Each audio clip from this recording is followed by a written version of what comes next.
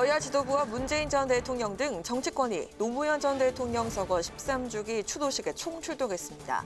국민의힘은 대통합의 새로운 역사가 쓰이길 기대한다며 통합 메시지에 주력했고, 더불어민주당은 윤석열 정부의 독주로부터 민주주의를 지켜내겠다며 지지층 결집에 나섰습니다.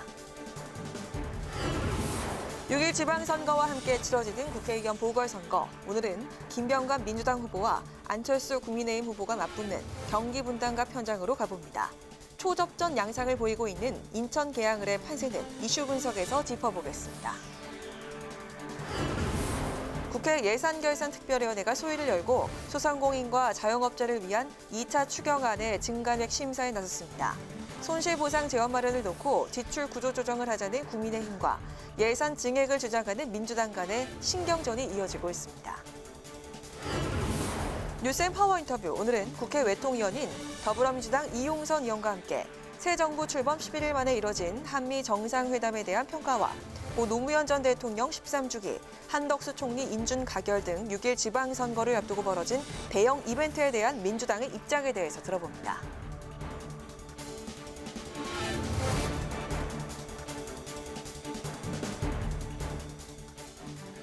여러분 안녕하십니까? 5월 23일 의정종합뉴스 뉴스행 시작하겠습니다. 경남 김해 봉화마을에서 열린 고 노무현 전 대통령 서거 13주년 추도식에 야당은 물론 당정 고위 인사들이 대거 참석했습니다. 얼마 남지 않은 지방선거와도 무관치 않아 보이는데요. 여야는 노무현 정신을 기리면서도 해석은 달리했는데 여당은 국민 통합을, 야당은 윤석열 정부 견제에 방점을 찍었습니다. 보도에 박지영 기자입니다. 나는 깨어있는 강물이다라는 주제로 열린 고 노무현 전 대통령의 서거 13주기 추도식엔 여야 지도부를 비롯해 여야 전현직 인사들, 정부 인사가 총 집결했습니다.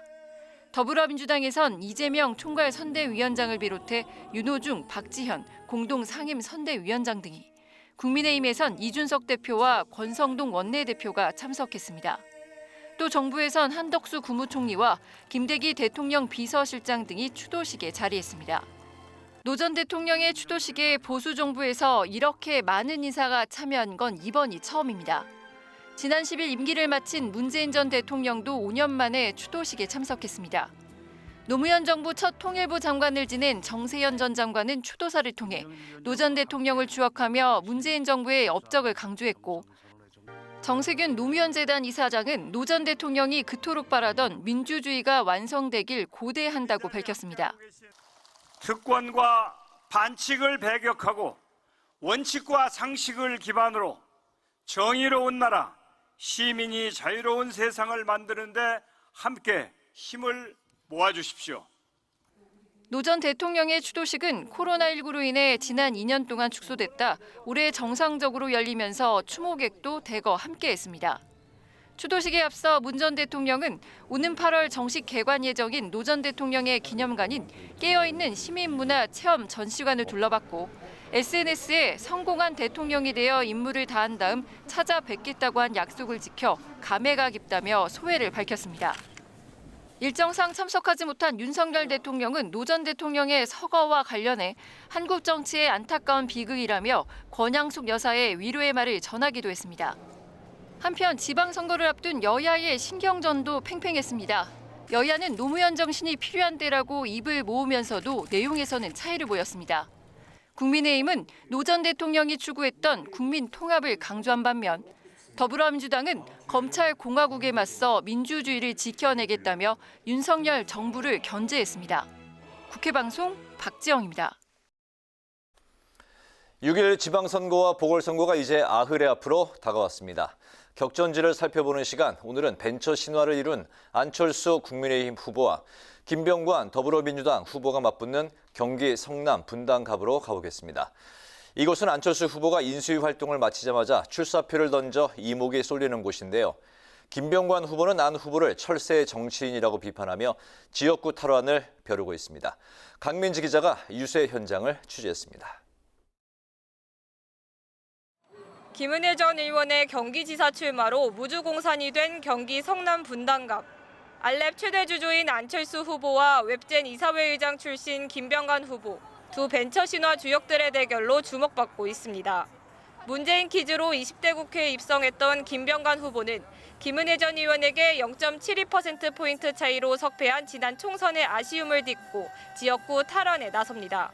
18년째 분당에 거주한 오랜 연구와 탄탄한 지역 기반으로 바닥 민심을 훑으면서 안 후보의 철새 정치 심판을 외쳤습니다. 국민과의 약속, 또 자신의 지지자들과의 약속을 계속 저버리는 그런 부분들이 안타까운 점이고요. 제가 18년 차 이쪽 분당 주민인데 분당에 대해서 제가 가장 잘 아는 후보, 아마 안철수 후보는 이제 11차 분당 주민인 것 같습니다. 국민의힘으로 처음 선거를 뛰는 안 후보는 대선 승리의 기세를 몰아 수도권 전체의 판세를 끌어올리겠다며 알렙이 있는 판교를 기반으로 보폭을 넓히고 있습니다. 새 정부 출범 초기 국정동력 확보를 목표로 인수위와 2번의 국회 경험 그리고 힘 있는 여당 후보임을 내세워 표심 잡기 중입니다. 현 정부를 이끌고 있는 많은 분들과 인맥을 가지고 있습니다. 제가 당선되면 저는 힘 있는 집권 여당의 3선 중진 국회의원으로서 지역 현안들을 누구보다도 잘 챙길 수 있습니다. 성남 분당은 대표적인 1기 신도시인 만큼 두 후보 모두 최대 수건인 신도시 재정비 추진과 GTX 확장이라는 비슷한 공약으로 표심 경쟁에 나섰습니다. SRT 성남역을 만들어서 교통의 허브로 만들겠다. 그래서 트리플 역세권을 만들어서 성남뿐만 아니고 광주, 용인, 또 안양까지 이어지는 주민들이 함께 이용할 수 있는 용적률을 단지별 특성에 따라 최대 500%까지 법이 허용하는 최대치로 끌어올려 제대로 건축하겠습니다. 분당갑은 경기지사 선거는 물론 지방선거 전체 분위기에도 영향을 줄 수 있는 만큼 김병관, 김동연, 안철수, 김은혜의 원팀 행보도 주목됩니다. 대선 뇌관이었던 대장동이 위치한 경기 분당갑. 여야 모두 포기할 수 없는 중요한 승부처인데요. 안철수 후보의 원내 진입이냐, 김병관 후보의 탈원이냐, 정치권이 촉각을 곤두세우고 있습니다. 국회방송 강민지입니다. 국회가 소상공인 자영업자 코로나19 손실 보상을 위한 제2회 추가 경정 예산안 세부 심사를 시작했습니다.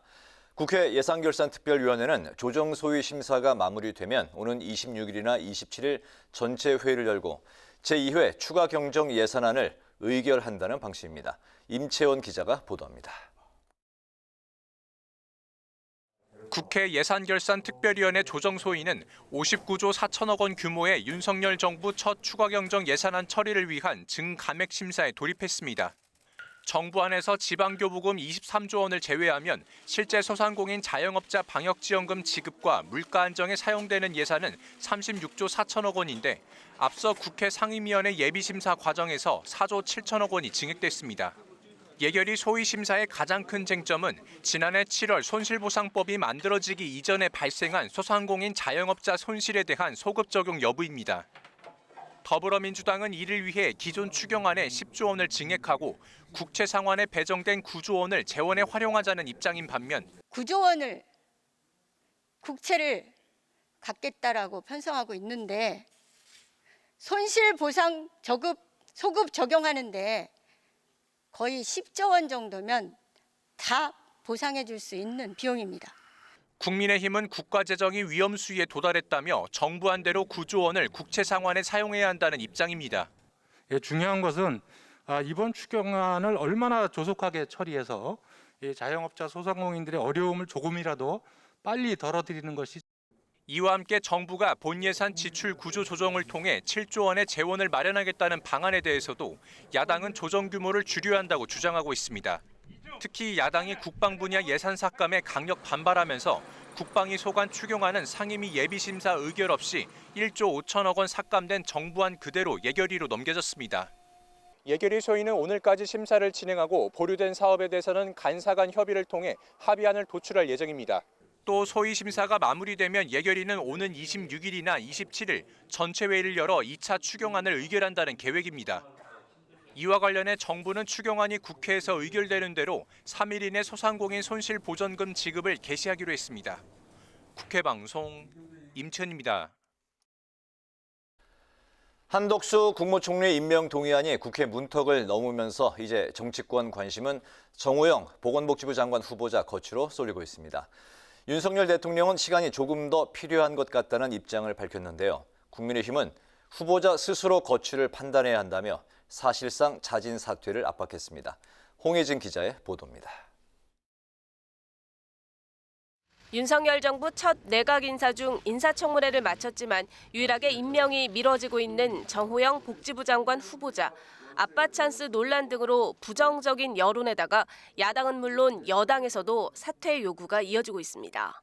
윤석열 대통령은 정 후보자 임명 여부를 묻는 기자들의 질문에 시간이 조금 더 필요한 것 같다며 명확한 입장을 밝히지 않았는데 국민의힘 내에선 자진 사퇴 목소리가 계속 나오고 있습니다.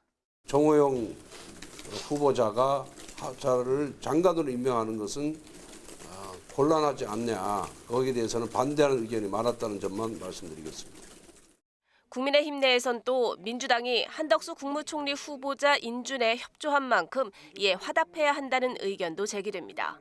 만약 윤 대통령이 정 후보자 임명을 강행한다면 6월 지방선거를 앞두고 악재가 될 수 있고 원구성 원점 재협상을 주장하는 민주당이 협상에서 강경 모드를 취할 가능성이 높기 때문입니다. 정 후보자를 낙마 1순위로 꼽아왔던 민주당은 윤 대통령이 어떤 결정을 내리든 판단은 국민이 할 것이라고 압박했습니다. 이미 국민들께서 낙마를 시킨 사실상 그런 카드라고 보고 있거든요. 대통령께서 정호영 후보자를 임명을 하건 안 하건 그건 자체적으로 판단하실 결정하실 문제이고요. 평가는 결국 국민이 하실 거다 이렇게 생각을 하고 있습니다.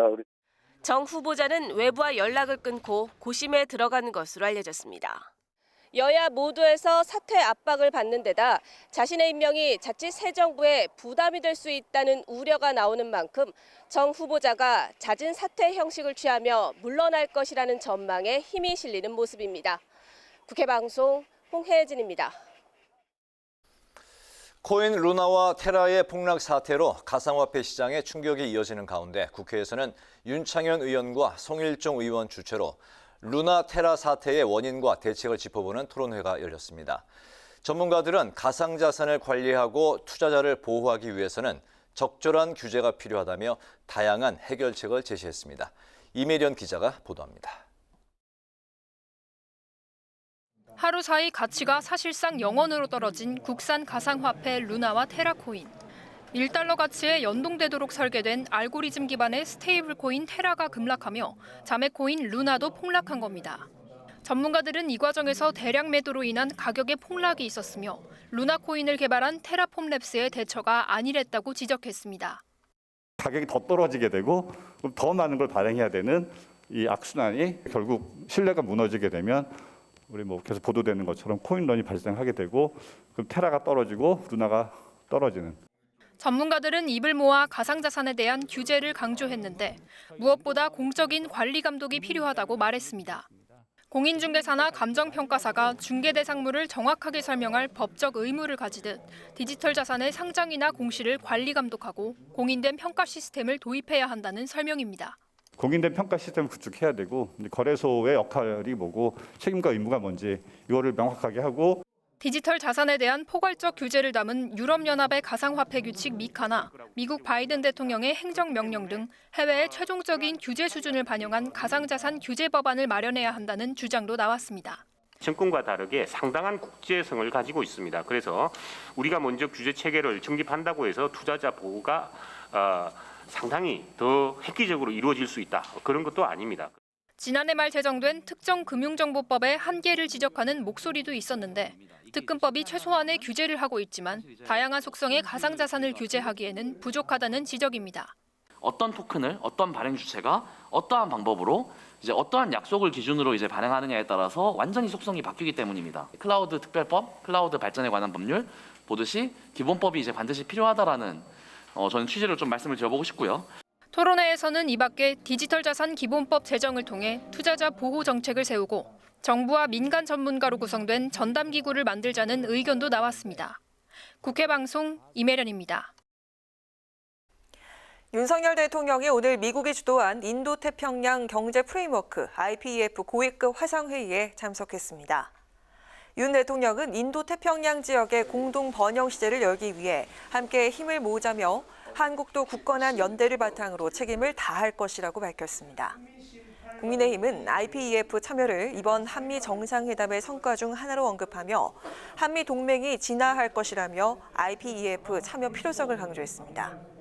앞서 더불어민주당은 우리나라의 IPEF 참여가 중국과의 경제 관계에 미칠 영향이 상당할 수밖에 없다며 윤석열 정부의 균형 외교를 포기한 후폭풍에 대비책을 갖추고 있길 바란다며 우려를 표했습니다.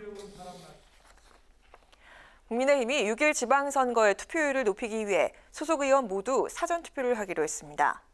권성동 원내대표는 오늘 민주당이 조직적으로 움직이며 투표율 제고에 앞장서고 있어서 국민의힘도 대책을 세웠다며 이같이 말했습니다. 이는 투표율이 낮으면 지난 지방선거와 총선에서 우위를 점한 민주당에 유리할 수 있다는 판단에 따른 대응으로 풀이됩니다. 더불어민주당 박지원 상임선거대책위원장은 윤석열 대통령이 한미 정상회담 공동기자회견에서 성평등을 위해 여성들에게 기회를 적극 보장하겠다고 말한 것을 두고 여성가족부 폐지 공약부터 철회하라고 촉구했습니다. 박 위원장은 SNS에 여가부 폐지는 여성 평등과 안전, 권리 보장을 정면으로 부정하는 조치라며 이같이 밝혔습니다. 그러면서 여성 장차관이 거의 없는 남성만의 정부를 만들어 놓고 성평등을 향상하겠다는 말을 거리낌 없이 할 수 있는지 이해가 가지 않는다고 덧붙였습니다.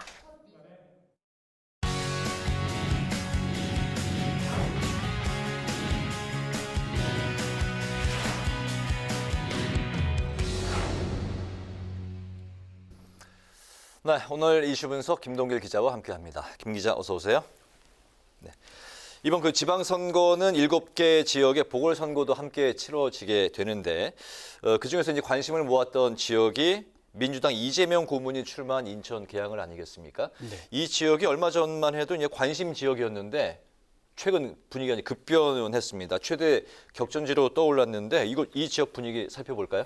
네, 공식 선거 운동이 시작되기 전까지만 해도 이 인천 계양을 지역은 이재명 후보가 이제 무난하게 승리할 것이다라는 평가가 많이 있었습니다. 네.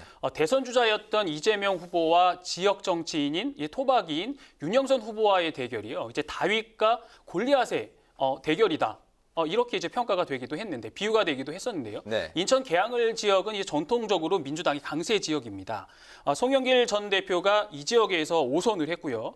또 지난 총선 결과를 보면 무려 20%포인트 차로 승리를 했던 곳이거든요. 네. 그래서 이재명 후보 같은 경우는 이 지역을 교두보로 삼고 이제 민주당 총괄선대위원장까지 맡아서 지금 선거를 지휘하고 또 전국을 이제 종횡무진 다니고 있는데 최근 여론조사가 나왔거든요. 근데 이 후보와 윤 후보와의 격차가 오차 범위 내에서 이제 접전인 것으로 나타났습니다. 그래서 또 한 여론조사에서는 이 후보가 윤 후보에 좀 뒤지는 것으로 이제 나오기도 했습니다. 지난 대선에서도 이 지역은 10%포인트 정도로 당시 이제 이재명 대선 후보가 앞서는 그런 지역이었는데 네. 여유롭게 이제 승리할 것으로 전망이 됐는데 최근 이렇게 이제 분위기가 급변한 이유 어떻게 찾아볼 수 있을까요? 국민의힘은 이재명 후보의 인천 계양을 출마를 이제 방탄 출마라고 하면서 공세를 펼치고 있는데요. 네. 이 공세가 국민들에게 먹히고 있다. 또 국민들에게 각인되고 있다. 이렇게 판단을 해볼 수가 있는데요. 네. 그러다 보니까 이 지역의 민심이 좀 움직이고 있다라는 생각도 이제 같이 해볼 수가 있습니다. 이 후보는 경기 성남시장 또 경기도지사까지 했는데 그야말로 이제 경기도맨이죠. 그런 인사가 인천에 출마한다는 것에 대한 이제 부정적인 생각들이 조금 있는 것으로 생각이 되고요. 이 후보가 또 계양을 해서는 신인입니다. 그런데 현재 이제 총괄 선대위원장 직책까지 맡고 있어서 이제 전국을 다니는 일정들을 소화하고 있는데 시간을 쪼개서 자신의 지역구 선거 운동도 하고는 있지만 이 선거 운동의 시간이 절대적으로 좀 부족한 면이 있습니다. 그만큼 계양 시민들을 만나는 시간이 좀 줄어든다 이렇게 네. 판단이 되고 이재명 후보가 오늘 여론조사에서 라디오 인터뷰에서 오늘 여론조사 결과를 존중한다. 최근 이제 민주당 지지율이 급락을 하면서 자신도 예외일 수 없다. 그렇지만 이런 상황에서도 이제 자신은 최선을 다하겠다. 이제 이런 발언까지는 했습니다. 네, 대선 3개월 만에 이제 다시 등장한 이재명 후보인데 어쨌든 이제 총괄선대위원장직도 맡고 있기 때문에 계양을이 만약에 위태로우면 전체 그 민주당의 선거 판세에도 영향을 미치겠죠? 네, 당연한 말씀이신데요. 이재명 네. 후보는 총괄선대위원장까지 맡고 맞붙고 있습니다. 네. 또 이 후보는 이제 직전에는 대선 후보였고 또 경기도 지사까지 지냈거든요. 그렇죠. 그렇기 때문에 개항을에서 승리를 하고 개항을을 지키고 이번 지방선거의 최대 격전지가 이제 경기도인데 이 경기도를 승리로 이끌면서 이제 민주당의 바람을 전국적으로 불게 하겠다 이런 전략이었는데요. 네. 그런데 이제 개항을 이 안방이 위험하다면 이제 전략 수정이 아마 불가피할 것으로 보이고요. 그러면 당연히 이제 경기도 또 전국 판세까지 영향을 미치는 건 당연할 것 같습니다. 김동연 후보와 김문혜 후보가 맞붙고 있는 이제 경기도지사 그야말로 지금 엎치락 뒤치락이거든요. 여기에 두 후보 모두 도지사는 이제 처음이란 말이에요. 네. 그럼 이제 김동연 후보 입장에서 보면 직전 도지사였던 이재명 위원장의 지원이 절대적으로 좀 필요한 부분이 있는데 개항을이 조금 힘들다 하면 이 화력 지원을 받는데 조금 한계가 있을 것이라는 생각입니다. 네, 경기도지사도 최근에 여론조사가 또 이렇게 좀 어려운 국면으로 또 맞고 있는 것 같은데요. 그 한덕수 총리가 이제 지명되고 47일 만에 국회 인준을 거쳐서 임명이 됐는데 이 부분을 보면 여야 협치 물꼬를 텄다 이렇게 볼 수 있을까요? 민주당이 이제 한덕수 반대 입장을 고수를 해오다가 이제 찬성 입장으로 선회한 배경을 좀 살펴볼 필요가 있거든요. 네. 여기에는 이제 지방선거가 6월 1일에 있을 지방선거 영향이 컸다고 보이는데 그동안 당내에서는 총리 부결론이 우세했습니다. 신중론으로 이제 분위기가 바뀐 시점을 좀 보면 이재명 총괄선대위원장의 발언이 나온 이후인데 이 위원장이 표결 하루 전입니다. 22일에 표결이 됐으니까 19일이었는데 네. 새 정부가 준비하는 단계라는 좀 고려해야 할 필요가 있다. 이런 발언들을 했거든요. 그리고 다음 날 의원총회에서 이재명계 의원들을 중심으로 인준안 부결에 이제 강한 난색을 표했다고 전해졌습니다.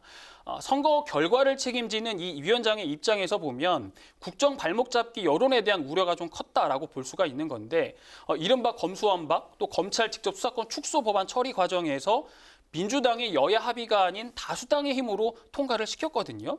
그러면서 국민들은 민주당이 의회 권력을 갖고 있다. 또 충분히 정권을 견제할 수 있다고 생각할 수 있는 부분이 있습니다. 그런데 여기에 한덕수 국무총리 인준까지 반대를 한다면 네. 국정 발목 잡기로 국민들의 입장에서는 충분히 비춰질 수 있는 부분이 컸다라는 이런 판단을 했던 것 같습니다. 그렇군요. 오늘 또 노무현 전 대통령 13주기 추모식이 있었는데 이 자리에 한덕수 국무총리, 여당 지도부, 또 보수 정부 당정 주요 인사들까지 이제 많이 참석을 했는데 이 부분은 어떻게 보십니까? 윤석열 대통령이 지난주에 5.18 기념식에 국민의힘 의원들 모두와 함께 참석을 했는데 네. 오늘 그 노무현 전 대통령 추도식에는 한덕수 국무총리 또 국민의힘 대표, 원내대표까지 이제 당정이 모두 다 이제 참석을 했거든요. 네. 지금까지 여야가 보면 강대강 대치를 계속 이어왔는데 이런 모습들을 보면 여야 훈풍이 부는 것은 이제 거의 확실해 보이는데 여야의 훈풍 속에 이제 이번 주에 소상공인 지원을 위한 추경안 처리도 이제 큰 이견이 없기 때문에 아마 이번 주 내 처리가 될 것으로 보입니다. 이런 모습들을 보면 네. 국회가 이제 따뜻한 바람, 봄바람을 불고 있다. 허니문 기간에 접어들었다라고 생각이 들기는 합니다. 하지만 이제 국회도 6월이 되면 후반기 국회에 접어들거든요. 국회의장도 이제 새롭게 선출이 되고 네. 그런데 이제 남아있는 이제 불씨가 있다고 하면 이제 원구성 협상인데 원구성 협상의 하반기 원구성 협상의 가장 큰 불씨는 여야 지금 서로 차지하겠다고 하는 이제 법사위원장이 있습니다. 네. 그래서 이 따뜻한 바람, 이 훈풍이 언제까지 갈 수 있을지는 좀 지켜봐야 될 것 같습니다. 그렇군요. 네. 법사위원장을 여야가 서로 사수하려고 하는 이유 다시 한번 정리해 볼까요? 지난해 여야가 그 국회 정상화에 합의를 하면서 하반기 국회에서는 국민의힘이 법사위원장을 가져가기로 그렇게 합의가 됐었습니다. 그랬죠? 네. 그런데 지금 민주당이 정권 경제론을 이제 거론을 하면서 계속하겠다고 이제 고수하고 있는 상황이거든요. 네. 국민의힘은 이 상반기 국회처럼 국회의장과 법사위원장을 모두 민주당이 맡게 되면 입법 폭주를 막을 수 없다. 그러면 각종 민생 법안 처리도 좀 힘들어질 것이고 윤석열 정부가 추진하고 있는 법안 처리도 좀 힘들다. 그렇기 때문에 이번에는 갖고 와야 한다는 입장이고요. 네. 법사위가 이 체계와 자구를 벗어난 범위는 심사하지 못하도록 법률 개정도 되기는 했지만 여전히 각 상임위에서 통과한 모든 법안은 본회의 상정 전에 반드시 법사위를 거쳐야 합니다. 그렇기 때문에 양당 모두 이제 법사위원장의 절대 사수 입장을 고수하고 있는 부분이 있고요. 여야 원내대표 지도부가 지금 물밑에서 접촉을 하고 있다라는 소식들은 들리는데 아직 진척이 없는 것으로 전해졌습니다. 네. 또 이제 정호영 복지부 장관 후보자 임명 여부가 또 다른 갈등 국면의 한 축이 될 수도 있는데 이와 관련해서는 윤 대통령의 결단이 좀 임박할 것으로 보이거든요. 내일쯤 입장 표명이 나오지 않을까라는 생각이 드는데 야당의 입장에서는 한덕수 총리의 인주에 협조를 했고 또 정 후보자 같은 경우는 부정 여론도 여당 내에서도 있기 때문에 네. 사실상 좀 힘들지 않겠느냐라는 생각이 있거든요. 또 윤 대통령이 임명을 하지 않을 것이라는 그런 분위기도 현재는 좀 우세한 것으로 보입니다. 네, 여당 안에서도 정호영 이제 후보자 스스로 이제 거취를 결단을 해야 된다 이렇게 이제 압박하고 있는 분위기죠. 네. 오늘 이슈분석 여기까지 듣겠습니다. 김동길 기자 수고했습니다.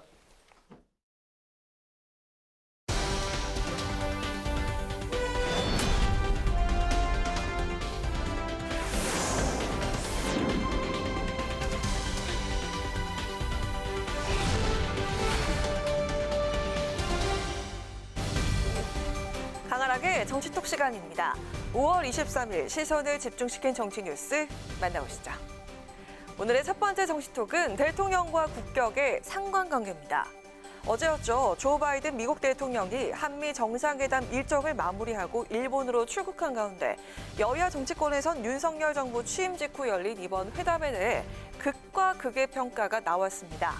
지방선거가 코앞으로 다가온 만큼 한미 정상회담의 결과에 대해 아전인수식 해석을 내놓으면서 여론전에 나선 모습인데요.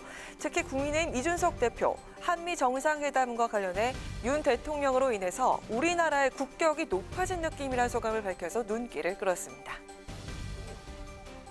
미국 바이든 대통령도 와가지고 어느 때와 다르게 일본보다 먼저 한국을 방문해가지고 우리 윤석열 대통령과 정상회담을 하고 어제도 만찬도 했습니다. 저도 그 자리에 갔지만 정말 자랑스러웠습니다. 대통령 하나 바꿨는데 대한민국의 국격이 올라가는 느낌이 듭니다. 그렇지 않습니까, 여러분? 네, 또 이번 한미 정상회담에 대해서 밥 먹고 담소를 나누는 수준이었다고 평가절하한 민주당. 대통령이 바뀌니 국격도 달라졌다는 이준석 대표의 극찬에 즉각 반박에 나섰는데요. 문재인 전 대통령의 복심으로 꼽히는 더불어민주당 윤건영 의원은 이 대표의 발언에 대해서 외교의 ABC도 모르는 무식한 말씀이라고 강도 높게 비판했습니다. 생색 내려는 것 같아서 조심스럽습니다만 바이든 대통령 방안은 앞서 말씀드렸던 것처럼 문재인 정부 시절부터 조율된 거 아니겠습니까? 문재인 정부에서부터 이어져 온 굳건한 대미 외교가 바탕이 되었기 때문에 가능한 겁니다. 걸핏하면 국민의힘에서는 한미동맹이 파탄났다고 주장을 했는데 정말 한미동맹이 파탄났다면 바이든 대통령이 윤 대통령을 보자고 하고 전화통화를 하겠냐고 이렇게 했겠습니까? 그리고 정부 출범 10일 만에 정상회담이 가능했는지 정말 되묻고 싶습니다. 역대 대통령 중 취임 후 최단 기간 안에 한미 정상회담을 개최해 외교 무대에서 순조로운 첫 데뷔전을 치른 윤석열 대통령. 국민의힘은 조 바이든 대통령이 일본보다 한국을 먼저 방문한 점을 부각, 국격 상승으로 연결짓고 있습니다. 문재인 정부 시절부터 조율된 회담이었단 야당의 주장과 대통령이 바뀌니 국격이 달라졌단 여당의 주장. 국민은 과연 어떤 주장에 더 공감할까요? 이어서 오늘의 두 번째 정치톡은 순풍 대 휘청입니다. 새 정부 출범 직후 정당 지지도에서 국민의힘과 더불어민주당의 급등락이 엇갈리고 있습니다. 국민의힘 지지율은 순풍을 타고 고공행진을 이어가고 있는 반면에 민주당의 지지율은 급락을 거듭하면서 위기감이 고조되고 있습니다. 오늘 발표된 여론조사 결과에 따르면 국민의힘 지지율은 2년 3개월 만에 처음으로 50%를 돌파한 것으로 나타났습니다. 리얼미터가 지난 16일부터 20일 전국 만 18세 이상 남녀 2,528명을 대상으로 정당 지지도를 조사한 결과 국민의힘은 전주 대비 2%포인트 상승한 50.1%를, 더불어민주당은 0.8%포인트 오른 38.6%를 각각 기록했습니다. 양당 모두 지지율 상승을 보였지만 국민의힘의 지지율 상승폭이 상대적으로 더 커서 양당의 격차는 11.5%포인트까지 벌어지게 됐습니다. 국민의힘 지지도가 50%대를 기록한 것은 미래통합당으로 보수 진영을 통합한 시점이었던 2020년 3월 2주차 이후에 처음인데요. 조사 기간을 고려하면 윤석열 대통령의 취임 후 첫 국회 시정연설과 한동훈 법무부 장관, 한덕수 국무총리 임명, 한미 정상회담에 대한 기대감 등이 반영된 것으로 해석되고 있습니다. 국민의힘 정당 지지도가 50%를 돌파하자 이준석 대표는 탈권위와 개혁에 더욱 매진하겠다는 뜻을 밝혔는데요. 이 대표는 오늘 자신의 페이스북에 40대를 제외한 전 연령에서 우세를 보이기 시작했다며 윤석열 정부의 초기 파격 행보가 젊은 세대에게 강력한 지지를 받고 있다는 뜻이라고 진단을 했습니다. 한편 이재명 더불어민주당 총괄선대위원장은 여론조사 결과를 존중한다면서 열세를 인정했습니다. 민주당의 모든 후보들이 어려움을 겪고 있다며 민주당이 다시 일어설 수 있도록 힘을 모아달라고 호소했습니다. 최근에 이제 민주당 지지율이 급락하면서 우리 후보들 전체적으로 어려움을 겪고 있는데 저라고 예외는 아닌 것 같습니다. 구체적 숫자를 말하기는 어렵지만 지금 매우 어려운 상황인 거 그건 분명한 것 같고 좀 최선을 다하겠다는 말씀을 드리고 우리 국민들께도 균형을 맞춰주십사, 기회를 부여해 주십사 이렇게 고소드리는 수밖에 없다 이렇게 생각합니다. 국민의힘의 지지율이 순풍을 탄 반면에 최근 더불어민주당의 지지율엔 빨간불이 켜졌습니다. 새 정부 출범으로 국정 안정론이 힘을 받으면서 여당의 지지율 상승세가 이어지고 있다는 분석인데요. 대선 연장전이라고 평가받고 있는 6일 지방선거. 여당 우세의 여론조사 결과는 지방선거 결과로 그대로 이어지게 될까요? 지금까지 강아랑의 정치톡이었습니다.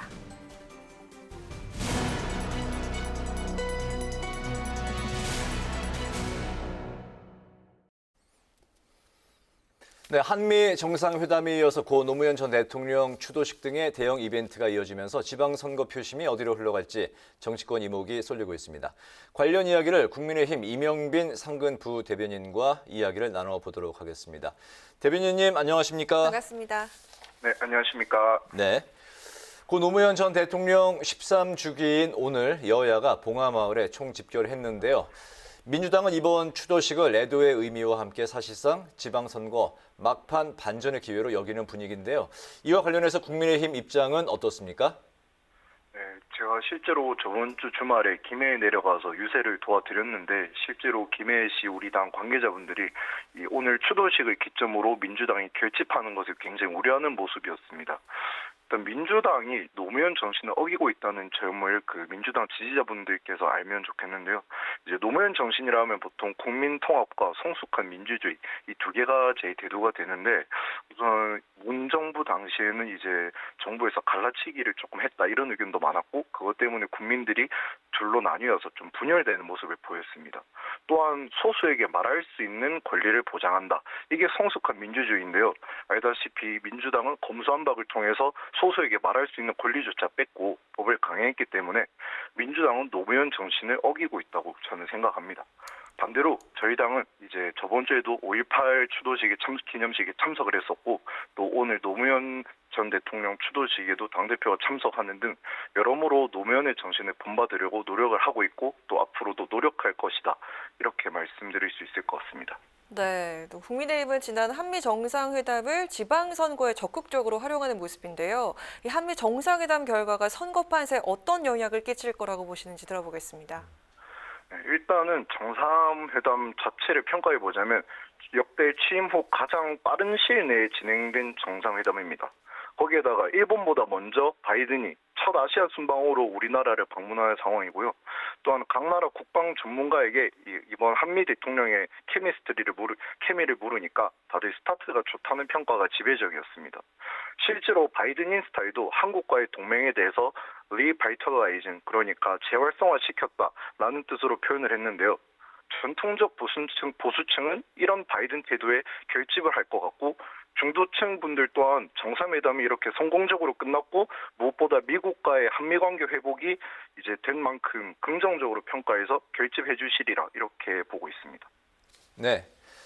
그런데 정호영 보건복지장관 후보자라는 이 변수가 남아 있는데요. 야당이 한덕수 총리 인준 가결을 선택을 하면서 정 후보자 거취가 빠르게 정리될 거란 관측이 이제 많이 있었는데요. 윤석열 대통령은 시간이 좀 더 필요하다는 입장인 것 같습니다. 정 후보 거취 문제가 이렇게 길어지는 배경 어떻게 생각하십니까? 네, 일단은 윤 대통령 입장에서는 우리 정호영 후보자가 능력 있고 좋은 인사다 이렇게 생각해서 추천을 하셨을 텐데 그래도 어쨌든 국민의 눈높이에 맞지 않는 그런 각종 의혹이 있던 거는 사실입니다. 그래서 이걸 민주당이 청문회에서 검증을 하고 또 정호영 후보자가 소명을 하면서 의혹을 완전히 해소를 했어야 되는데 알다시피 민주당과의 청문회가 원활히 제대로 된 검증이 이루어지지 않았기 때문에 윤 대통령의 고민도 컸을 것 같습니다. 왜냐하면 자신은 옳다고 생각한 인사지만 의혹 검증은 또 제대로 이루어지지 않았기 때문에 실제로 국민 여론조사에서도 이제 그 정호영 후보자에 대한 여론이 부정적이기 때문입니다. 근데 이런 와중에 이제 최근에 민주당이 한덕수 국무총리를 인준하기로 하면서 협치하는 태도 그리고 또 양보를 어떻게 보면 해주는 상황이 됐습니다. 그래서 저희도 자진 사퇴를 실제로 권유를 했고 또 권성동 의원께서도 대통령님한테 정호영 임명에 대한 반대 의견이 많다고 전달을 한 상태입니다. 그래서 바이든 방안이나 이런 것 때문에 바빠서 지금 거치 문제가 좀 길어졌지만 어쨌든 자진 사퇴 형식으로 처리가 되지 않을까 그렇게 저희 당에서는 보고 있습니다. 네, 그렇군요. 오늘 말씀 잘 들었습니다. 네, 감사합니다. 네, 지금까지 국민의힘 이명빈 상근 부대변인과 관련 이야기를 나눠봤습니다.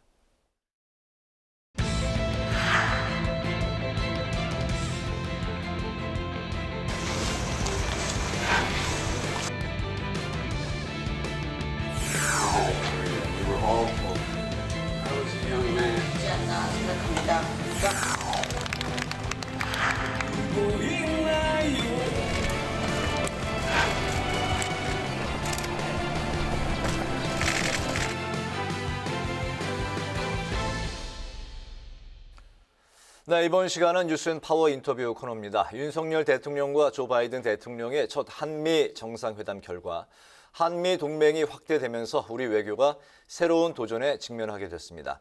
한미가 가까워진 만큼 한중 관계 재정립이 큰 숙제로 남은 건데요. 국회 외통위원인 더불어민주당의 이용선 의원과 함께 한미 정상회담 진단 그리고 민주당의 당 상황을 짚어보겠습니다. 의원님 반갑습니다. 어서 오십시오. 반갑습니다. 네. 윤석열 정부 11일 만에 이제 전격적으로 이루어진 한미 정상회담, 국회 이제 외통위원이신 의원님과 관련한 이야기 한번 진단을 해보겠습니다. 네.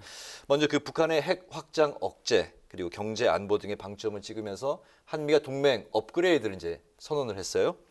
그런데 그 지난 정권에서 이루어졌던 그 판문점 싱가포르 선언이 이제 빠졌는데 그 민주당 외통위원으로서 이 부분은 어떻게 보십니까? 예, 한미 정상회담이 정권 출범 불과 11일 만에 일본보다 먼저 그 방문을 해서 네. 치러지는 것은 대한민국 국격을 또 한편 확인하는 좋은 계기였다는 점은 뭐 칭찬해야 된다 이렇게 생각을 하고요. 네. 이번에 한미동맹이 확장됐다 또 진화됐다 이렇게 표현하는 것은 이번에 그 윤석열 정부는 표현이 글로벌 포괄적 전략동맹이라고 이렇게 표현을 하던데요. 네. 작년 1년 전을 좀 되돌이켜 보면 문재인 대통령과 바이든 신정부가 5월 20일 똑같은 날 한미 정상회담을 했을 때 그때 소위 포괄적인 합의를 이뤄내면서 포괄적 글로벌 동맹이라고 표현을 했거든요. 네. 그래서 저는 기조에 있어서는 거의 그때의 어떻든 한미 동맹의 확장 또 업그레이드 이런 것들이 재확인됐다 이렇게 이제 보여지고요. 네. 그 중에 이제 방금 이야기하시는 것에 좀 차이가 드러난 게 네. 결국 싱가포르 선언 그 판문점 선언과 같은 예. 대북 문제, 예. 북핵 또 평화 문제와 관련된 점에 대해서는 좀 결이 많이 좀 다른 게 이번 합의에서 좀 아쉬움으로 지적되는데 사실 한미가 묘하게 1년 단위로 정권이 바뀌었습니다. 그러니까 네네. 잘 아시다시피 싱가포르 선언이나 판문점 선언은 트럼프 정부 시대, 문재인 트럼프 시대에 이루어졌던 합의죠. 네. 그 북핵 문제를 해결하기 위한 또 남북관계 발전에 위한 합의인데 그게 그 작년에 바이든 정부 출범을 하고 불과 한 3, 4개월 그 두고 한미 정상회담에서 판문점 선언과 싱가포르 선언에 대한 재확인, 존중 이걸 확인한 바가 있습니다. 근데 보통 미국도 정권이 바뀌면 전 정부의 합의라든지 성과들을 승계하지 않는 경우들이 많습니다만 네. 바이든 정부는 북핵 해법은 이전에 클린턴 시대부터 했던 여러 가지 역사를 볼 때 그게 바르다라고 해서 승계를 했거든요. 근데 이번에 그 윤석열 정부 출범 1년 뒤에 이루어지는 이 한미 정상회담에서는 네. 사실 북핵 문제가 최근에 매우 중요한 화두 중에 하나지 않습니까?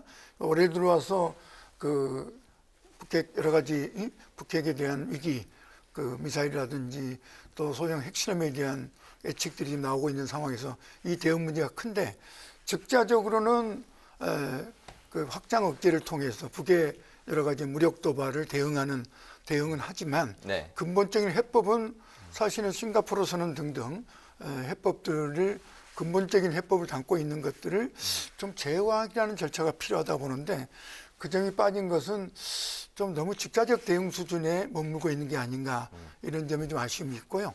특히 권영세 장관이 인사청문 과정에서 북핵 문제라든지 한반도 의제는 이건 정권과 그 진보 보수에 따라서 입장이 바뀔 문제가 아니다. 이어달리기다. 네. 이렇게 해서 정권을 뛰어넘는 네. 적어도 합리적 핵심들은 계속 이어가면 좋겠다. 네. 특히 판문점 선언에 대해서도 이 합의의 취지에 존중한다. 물론 그것을 이행하는 문제는 안보리 제재나 북핵의 진정과 연계되어 있기 때문에 실현의 문제는 여러 가지 검토를 할 게 있지만 합의 자체는 존중하고 인정한다. 이런 이야기를 했었습니다만 이 북핵 위기에 대한 근본적 해법을 좀 고민해야 되는 것들에 대해서는 이번에 좀 고려가 부족했지 않았나 이런 좀 아쉬움은 좀 있다 이런 말씀을. 네, 알겠습니다. 네. 사실 그동안 우리나라는 미중 외교 전략으로 전략적 모호성을 택했었는데요. 근데 새 정부 들어서 미국 주도 질서에 한 발 더 들여놓는 이 선택지를 택했습니다. IPEF에도 창립 멤버로 합류를 하게 됐는데 이렇게 되면은 사실 중국발 후폭풍도 우려를 안 할 수가 없을 것 같습니다. 어떻게 보십니까? 이번에 바로 그 왕이 그 외교 담당 국무위원이 좀 반발하는 입장을 소위 이게 인도태평양 경제 프레임워크가 그 소위 중국을 소위 한국과를 의도적으로 배제하고 미국의 경제 패권을 주기 위한 이른바 경제협의체 아니냐 이런 식에 대해서 옳지 않다. 네. 또 이거에 대해서 대가를 아마 치르게 될 것이다라는 상당히 좀 그 뭐랄까 이를 앙담은 식의 좀 비판 논설을 좀 쏟아냈죠.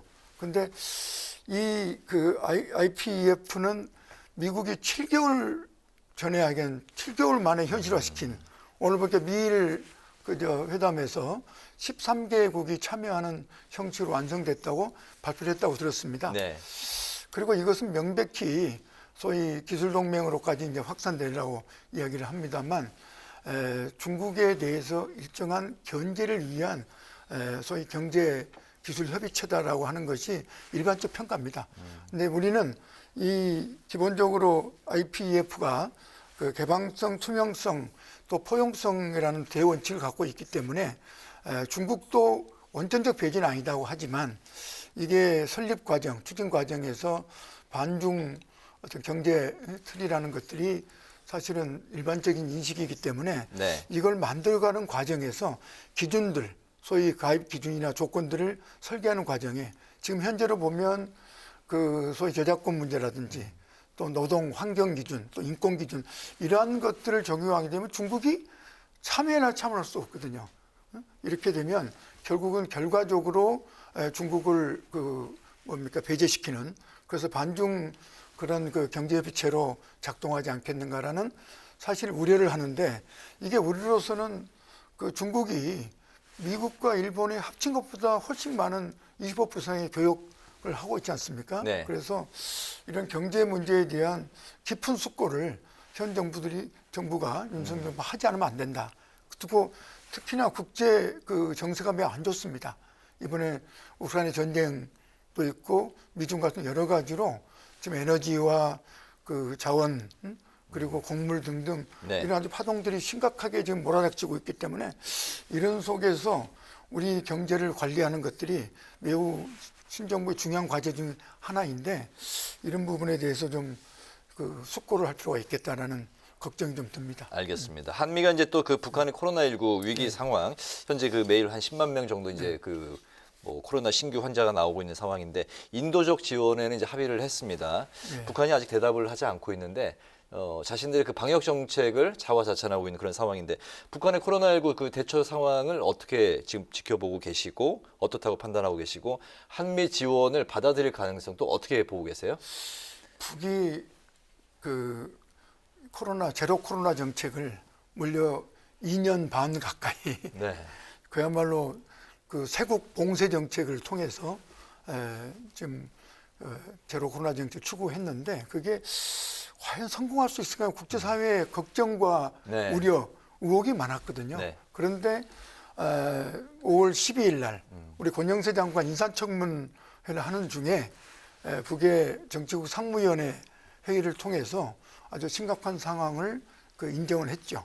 그때 그야말로 최대 방역 위기 그리고 그간에 이걸 감춘 거에 대한 질책 이런 것들이 이제 발생을 했습니다만 네. 지금 벌써 10일도 안 돼서 매일 30만 이상 그건 진단 키트가 없기 때문에 확진자는 정확히 확인할 수 없고 대신 발열자라는 표현을 쓰는데 진단 키트가 없기 때문에 그건 발열자로 합니다만 30만 명 이상을 지금 오르내리다가 지금 10만 명도 줄었습니다. 네. 불과 일주일 10일 사이에 줄었거든요. 그래서 그쪽은 아마도 지금 그 해열제라든지 항생제 같은 이러한 그 약품들 그다음 마스크를 통해서 지금 아마 버티기에 들어간 게 아닌가. 그 중국을 통해서 최근에 보면 항공기, 그 화물 항공기와 그 트럭을 통해서 약품과 방역물자 지원을 받은 걸로 좀 알려져 있습니다. 네. 그래서 약품에 대한 그 수급을 좀 정상화시키고 그다음에 그 좀 활동을 좀 봉쇄하면서 아마 버티기에 들어간 거 아닌가 네. 싶고요. 지금 사실 우리 정부가 북에 대해서 이 백신을 지원하겠다. 특히 한미 간의 합의를 이루는 것은 상당히 긍정적이라고 봅니다. 그런데 백신은 대규모로 지원하려면 조달의 시간도 걸리고 백신만 그냥 줄 수가 없습니다. 이 콜드 체인망이 확보되지 않으면 운방수단이 확보되지 않으면 이게 보관과 운송 과정에서 변질이 많습니다. 그러면 북한의 여러 가지 그 소위 SOC나 기반 상황을 보면 이거 사실 수개월이 걸리는 프로젝트입니다. 그렇기 때문에 북으로 봐서는 이번에 또 코로나 19의 성격이 오미크론이라는 이 변이종이 상대 증상이 완화된 종입니다. 그 여름이라는 것이 독감 발생을 좀 이완시키거든요. 이런 측면을 감안하면 최근 30만을 오르내다가 10만으로 떨어져 가는 것은 앞으로 아마 한 달 내로 네. 이게 상당히 좀 안정화될 가능성. 그러니까 소위 인도, 인도네시아, 남아공 같은 제3세계들이 백신을 제대로 수급해서 접종을 못한 상태에서 자연 면역에 도달했던 그런 흐름을 아마 따라가지 않을까. 뭐 자체 진영 국면으로 갈 거라고 보시는군요. 그렇게 좀 알겠습니다. 방향을 잡은 게 아닌가 싶고요.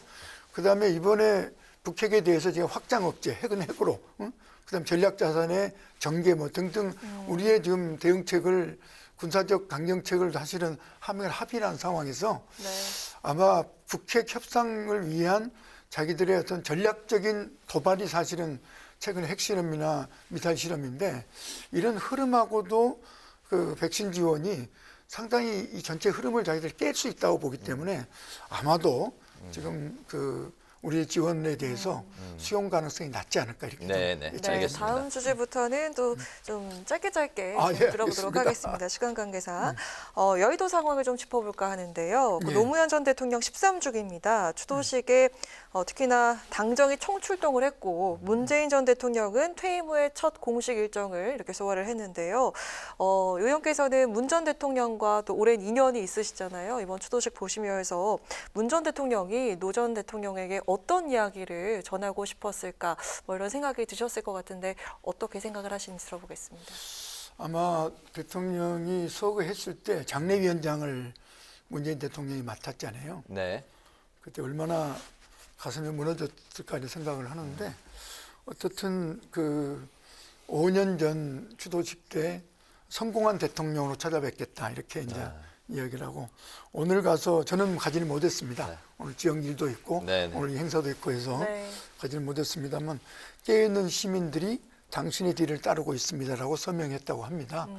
그런데 이 표현을 보면 사실 문재인 정부 5년은 우리가 사실 안보 위기서부터 또 북핵 위기 안보 위기서부터 그다음에 일본의 경제 제재 공세라든지 코로나 위기, 여러 가지 위기의 연속이었습니다. 그 속에 한국이 그 대응을 잘 해내면서 국제적 평가도 높고 또한 10대 경제 강국으로 또 선진국으로까지 평가받는 도약을 이루었던 시기입니다. 그런 점에서 자랑스럽게 아마 좀 인사하지 않았을까 생각도 드는데, 또 한편으로 보면 이번에 그 정권 재창출에는 도움이 못 됐지 않습니까? 이 점에 대한 좀 뭔가 그 안타까움, 네. 미안함도 그 가슴 속에 담고 아주 인사하지 않았을까 이런 생각을 해봅니다. 그렇군요. 민주당이 이제 그 한덕수 불가론이 이제 짙었었는데 이제 경론 후에 투표로 갔고 인준안 찬성이 반대로 이제 근소하게 앞서서 결국 이제 인준안을 선택을 했습니다. 인준안 통과 이후에 그 현재 그 민주당 당 상황이나 분위기가 궁금한데요. 어떻습니까? 저희가 참 어렵게 결정을 했습니다. 의총을 무려 3시간 이상 아주 격렬한 토론을 거쳐서 네. 대체로 합의는 그런 겁니다. 초대 총리라서 웬만하면 저기 통과시켜주는 게 옳지만 인사청문 과정에서 나타난 우리 한덕수 총리의 여러 가지 도덕성 문제나 역량의 문제나 뭐 여러 가지 측면의 자질로 봐서 도저히 부적격이다. 이런 점은 분명한데, 사실은 인사청문 과정에서는 부적격의 여론이 높았습니다. 10몇 프로 이상 네. 앞섰습니다만 시간이 지나면서 통과시키지 않느냐. 첫 총리이기도 하고 이제 국정을 위해서는 어쨌든 열어주는 게 좋겠다는 국민 여론의 변화가 많이 생겼습니다. 14% 이상 앞서는 네. 뭐 이런 게 나오기도 하고, 또 그 지방선거에 뛰는 단체장들, 후보들이 여러 가지 요새 민주당의 악재들이 많지 않습니까? 정권은 호재들이 많고, 정권 출범, 한미 정상회담, 또 이번에 재난지원금 그 소상공인 지원, 이번에 아주 약속한 대로 결국 이제 변했죠. 이런 여러 가지 호재들이 많아서 민주당은 악재들이 많은데, 이것도 역시 선거를 치르는 입장에서는 큰 악재일 수 있으니 네. 이 부분은 좀 대승적 관점에서 좀 열어주면 좋겠다라는 요구들이 있어서 저희들이 경론 끝에 표결로 사실은 권고당론을 결정해 통과시켜줬는데, 네. 그 뒤로 내부에 비판 여론이 많기는 합니다만 이 불가피성에 대한 이해도 꽤 높은 것 같습니다. 그래서 생각보다 내부 비판과 질책이 없지는 않지만 그 심하지는 않다 이렇게 보고 알겠습니다. 하고 있습니다. 네. 네, 윤 대통령이 곧 정호영 낙마로 화답을 할 거라는 전망이 나왔는데 오늘 시간이 좀 더 필요하다는 입장을 또 내놨잖아요. 어떻게 보셨습니까? 저희는 기본적으로 당에서 우리 그 국민의힘 당의 주요 인사들이 많이 이야기하다시피 부적격하다. 그렇지만 스스로가 그냥 퇴진하는, 사퇴하는 방식이라는 게 적절한 이야기를 많이 했기 때문에 네. 아마도 저는 뭐 그렇게 가리라고 봤는데 좀 늘어지는 것, 그리고 오늘은 시간이 좀 필요하다는 대통령의 발언은 워낙 친하다 보니까 네. 그 강압적으로 스스로가 그냥 사퇴시키기보다 본인 스스로가 정리를 마음 정리하는데 조금 더 시간을 조절하는 취지 아닌가, 저는 이렇게 보고요. 네. 결과적으로는 아마 자진 사퇴하지 않을까 이렇게 예측하고 그렇군요. 있습니다. 네. 네, 이제 약 열흘 정도 지나면 지방선거입니다. 지역구가 양천구 을이시잖아요. 맞습니다. 구청장 3선에 도전하는 김수영 후보 공동선대위원장을 지금 맡고 계시는데 사실 서울시장 상황은 민주당이 좀 녹록지 않은 상황인데 지역구 판세 현재 어떤지 여쭙겠습니다. 서울시장 상황이 안 좋다 보니까 네. 구청장의 지금 이 판세도 좀 어려움이 있습니다. 네. 근데 저희 지역은 뭐 잘 아신지 모르겠지만 목동과 비목동, 저는 비목동 지역이고 황 의원은 이제 목동 지역이거든요. 아하, 네. 그 양천구를. 차이가 너무 큽니다. 아. 강남북이라고 할 정도로 큰데 사실은 그 김수영 구청장 후보가 8년 동안 구청장을 하면서 큰 실적을 많이 거뒀습니다. 네. 특히 오래된 지역, 오래된 낙후된 판자촌 같은 지역의 재개발 같은 걸 멋지게, 그야말로 그 천지개벽 같은 것도 많이 일어났고, 지하철 문제라든지 트럭터미널, 이 큰 과제를 많이 해결했습니다. 그 도서관 같은 또 공원 같은 데 아주 삶의 그 주변을 아주 많이 획기적으로 바꾸는 역할을 해서 성과에 대한 평가는 없습니다. 그런데 목동 같은 경우는 전체로 재건축 문제, 그다음에 특히 부동산세, 종부세와 재산세 문제에 대한 국민들의 어떤 그 주민들의 아직 그 분노가 지금 많이 가라앉지 않아서 이것 때문에 저희가 사실 경합 열세 지역입니다. 그런데 아마 점차 분위기들이 좀 인물 경쟁력 또 실적을 중심으로 해서 평가들이 올라오고 있어서 아마 이번 주 중반쯤 되면 많이 붙지 않을까 이렇게 좀 저희들은 기대하고 있습니다. 알겠습니다. 오늘 이제 근주수연 파워 인터뷰는 이제 마칠 시간이 됐습니다. 오늘은 한미 정상회담을 중심으로 진단을 해드렸고요. 또 지방선거도 또 살펴봤습니다. 지금까지 더불어민주당의 이용선 의원과 함께했습니다. 오늘 말씀 잘 들었습니다. 감사합니다. 고맙습니다. 네, 감사합니다. 화요일인 내일도 맑은 날씨 속에 낮더위가 계속되겠습니다. 내일 아침 기온은 서울이 17도, 대구 18도, 낮 기온은 서울이 30도, 대구는 33도까지 오르겠습니다. 때이른 더위는 모레까지 이어지겠고요. 목요일 중부지방에 비가 내리고 난 뒤 기온은 떨어질 전망입니다. 네, 오늘 뉴스에는 여기서 마치겠습니다. 시청해주신 여러분 고맙습니다.